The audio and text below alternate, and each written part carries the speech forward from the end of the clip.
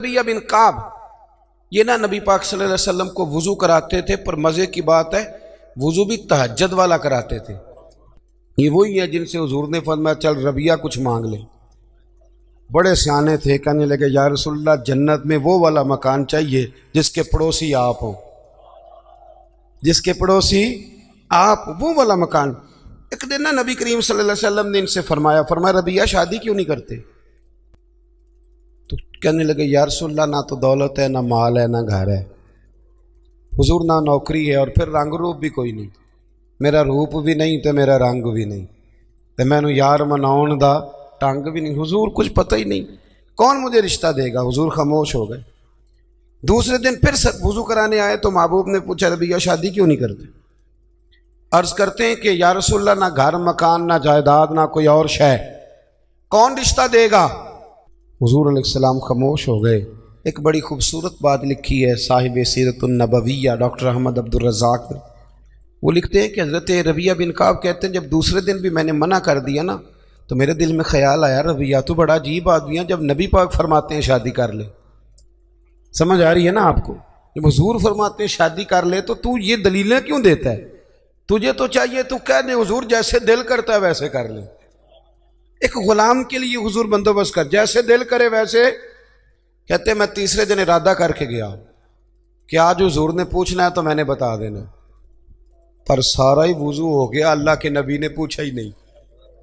میرے دل میں خیال تھا پوچھیں گے، آپ پوچھیں گے، وضو مکمل ہو، لیکن حضور نے پوچھا۔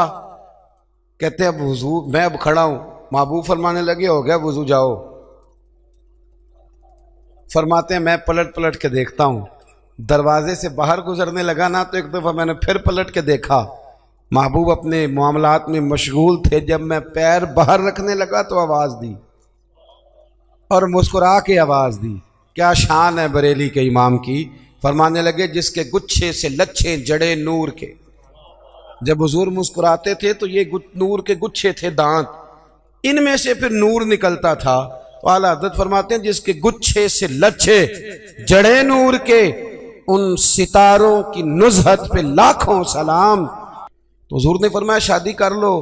کہتے ہیں میں مسکرایا، دوڑ کے واپس آیا، یا رسول اللہ جیسے حکم ہو کر دے۔ میرے محبوب کی بھی کیا بات، کیا اندائے ہیں رسول کریم کی۔ حضور نے فرمایا فلاں قبیلے کے سردار کے پاس جا، اسے جا کے کہہ کہ اپنی بیٹی کا نکاح تیرے ساتھ کر دے۔ آپ فرماتے میں گیا، سلام لی، اندر داخل ہوا، انہوں نے بلایا، میں نے کبھی حضور نے بھیجا ہے، اور محبوب نے کہا اپنی بیٹی کا نکاح میرے ساتھ کر دو۔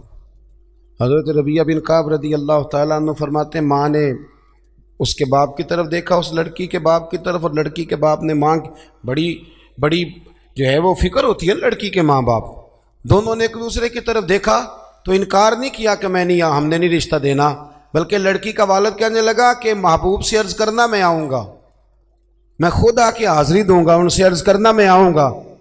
حضرت ربیہ بن کعب رضی اللہ تعالیٰ عنہ کہتے ہیں میں نکل رہا تھا، نبی رحمت سید عالم صلی اللہ علیہ وسلم کا وہ پیغام لے کے، تو میں نکل رہا تھا، میں آگے بڑھ رہا تھا۔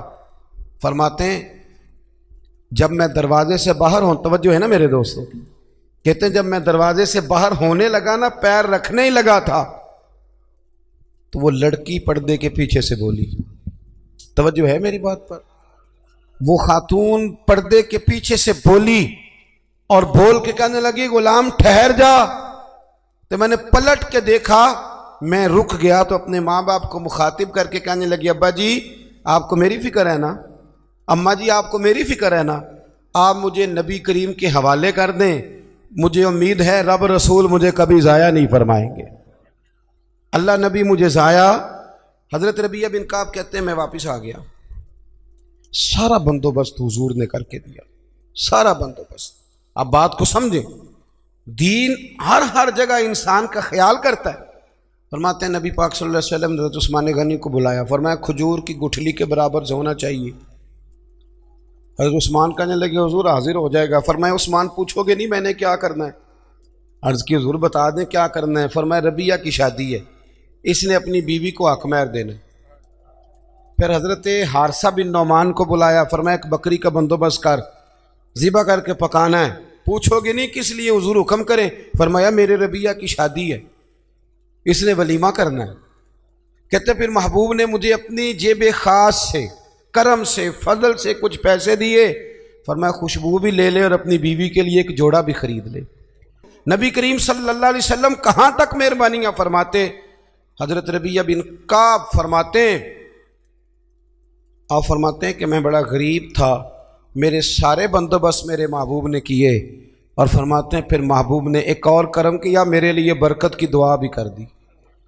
آپ فرماتے ہیں کہ غربتیں چلی گئیں، اب کسی کو کہیں سے قرض نہ ملے تو میرے گھر سے مل جاتا ہے۔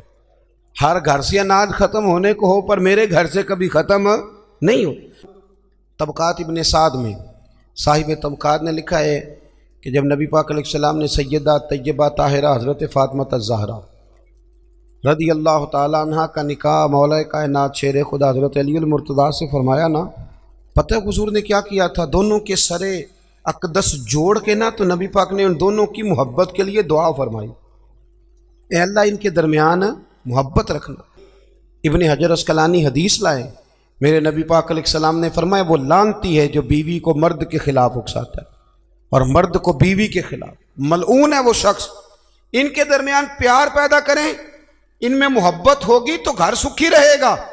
سرور کائنات صلی اللہ علیہ وسلم کو پیغام آیا، صاحب طبقات نے لکھا ہے پیغام آیا، پتہ چلا کہ کسی بات میں نہ مولا کائنات اور سیدہ فاطمہ الزہرا رضی اللہ تعالیٰ عنہ میں کسی بات میں شکر رنجی ہو گئی، محبت کے ساتھ کوئی بات آگے بڑھ گئی، حضور تشریف لائے۔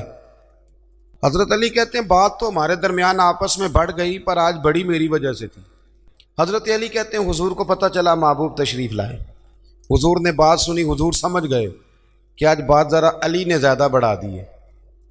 اتنی بھی کسی کی بیٹی لاڈلی ہو گئی جتنی نبی پاک کی شہزادی لاڈلی، اتنی بھی کسی بیٹی کی عزت ہوگی جتنی حضور کی صاحبزادی کی عزت۔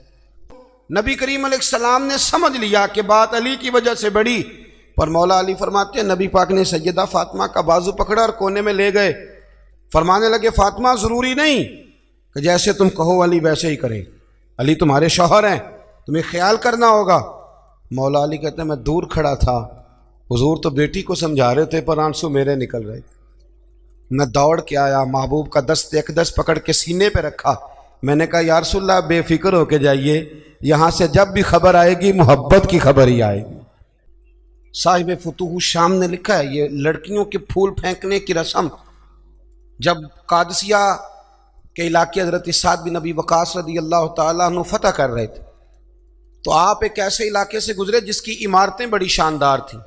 علامہ واقدی کہتے ہیں کہ دور دور سے لوگ وہ عمارتیں دیکھنے آتے تھے کہ بھئی فن تعمیر کا شاہکار ہیں یہ چیزیں۔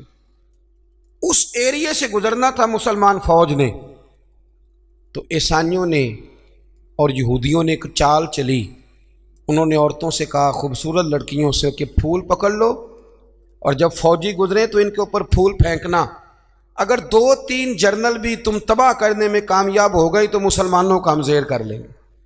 پھول پھینکو، چھتوں پہ چڑھ گئی اور چھتوں کی طرف نوجوانوں نے دیکھنا ویسے ہی ہے چونکہ شاہکار ہیں ہماری منازل۔ حضرت سعد بن ابی وقاص رضی اللہ تعالیٰ عنہ آگے آگے تھے، سمجھ آ رہی ہے نا میری باتوں؟ آگے آگے جا رہے تھے، کمان کر رہے تھے فوج کی۔ جب آپ نے دیکھا عورتیں چھتوں پہ ہیں تو حضرت سعد بن ابی وقاص شرارت سمجھ گئے، سازش سمجھ گئے۔ لوگ زہر بھی جو ہوتا ہے نا، زہر بھی دودھ میں ڈال کے دیتے ہیں، ڈائریکٹ نہیں دیتے، انہیں پتہ ہوتا ہے کہ زہر رگوں میں کیسے اتارنا ہے۔ جناب سعد بن ابی وقاص آگے آگے تھے، جب دیکھا عورتیں چھتوں پہ ہیں تو فوراً بولے، گھوڑے پہ چڑھ گئے اور فوج کی طرف توجہ کر کے کہنے لگے فوجیو تمہیں پتہ ہے نا اللہ کیا فرماتا ہے؟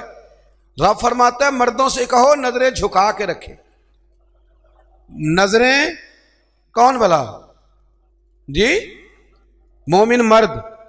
قرآن مجید نے حکم دیا کہ مومن مرد نظریں، مردوں سے کہو نظریں جھکا کے رکھیں۔ 10,000 فوج تھی، عورتیں پھول پھینکتی نہیں، 10,000 فوجی گزر گیا پر ایک نے بھی نظر اٹھا کے نہیں دیکھا۔ جب سارے گزر گئے تو ان عورتوں نے پلیٹیں پھینکی اور کہنے لگی او بے شرمو یہودی اور عیسائیوں، تم کس طرح کے لوگ ہو، اپنے مقاصد کے لیے بہو بیٹیوں کو استعمال کرتے ہو اور یہ کتنی شان والے ہیں۔ ایک آیت سنی ہے، نظریں جھکا لی ہیں، تم بھی غلط ہو، تمہارا طریقہ بھی غلط ہے، آج کے بعد ہم مدینے والے رسول کا کلمہ پڑھیں گے، ہم مسلمان ہوا کریں گے۔ اور ہمارے ہاں شروع انہوں نے کی تھی، اور اللہ خیر فرمائے رنگ ہم نے پکڑ لیا اس کا۔ ہمارے یہاں عورتیں پھول پھینکتی، بزرگ نہیں پھول پھینک سکتے، نوجوان نہیں پھینک سکتے، خدا کا خوف کرے۔ حضرت عبد الرحمن ابن عوف رضی اللہ تعالیٰ صحابہ میں سب سے امیر آدمی، سب سے امیر۔